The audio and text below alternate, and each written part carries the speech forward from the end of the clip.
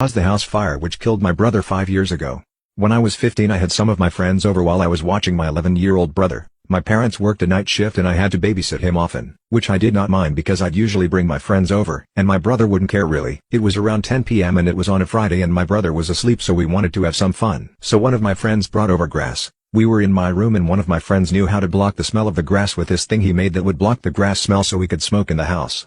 After we all ended up getting high we decided we wanted to chill in the basement. We were down there for around 15 minutes. Eventually we wanted to go up to my room again. When we opened the basement door the whole house was foggy and smelled like smoke and I could see the fire spreading to our downstairs living room area since our house was 2 stories. I grabbed my phone and I opened the exit of the basement door and me and my friends ran out as quickly as possible while I called 911. My brother was upstairs sleeping and all I could remember was just crying, coughing and being so dizzy from the shock and the smoke. I called my parents too and they rushed home and they got here after the ambulance and firefighters. When my parents got home the fire in the house was gone and I remember the paramedics rushing my brother on a stretcher into the ambulance. My mom went in the ambulance with my brother and my dad drove us to the hospital. We found out most of his body had third-degree burns and he was unstable and unconscious due to the smoke. I was not allowed to see my brother while I was there and I had to keep waiting for my mom and dad to tell me everything was okay. My parents and I stayed at the hospital all night and a little into the morning, and eventually my mom and dad came out, because they were allowed to see him, to tell me that he was passing away due to the smoke inhalation.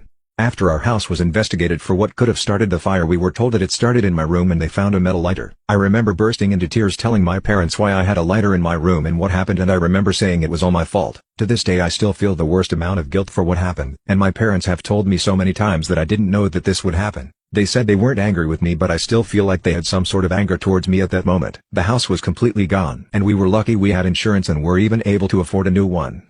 I'm 20 now, and I go to college and have a part-time job. But the guilt still haunts me so much and I think about how my brother would have gone on to do amazing things. I know deep down that it wasn't completely my fault and that I didn't know this would happen, but it still did. My mom and dad tell me all the time that they aren't angry with me and that I was young and didn't know that this would have happened.